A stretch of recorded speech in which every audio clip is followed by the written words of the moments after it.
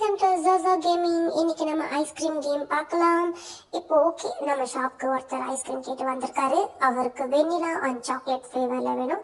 First நம்ம chocolate எடுத்து table வச்சுட்டு அதுக்கப்புறம் ஸ்ட்ராபெரிஸ், அதுக்கப்புறம் அந்த வாசனைக்கு கொஞ்சம் எசன்ஸ், ஃப்ளவர் இதெல்லாம் போட்டு நல்லா சாப் பண்ணிக்கலாம். சாப் பண்ணும்போதே பார்த்தீங்கன்னா நிறைய ஸ்மைலிஸ் அண்ட் காயின்ஸ் எல்லாம் வருது. பார்க்கவே ரொம்ப க்யூட்டா இருக்கு. இது கிட்ஸ்க்கு ரொம்பவே பிடிச்ச கேம்.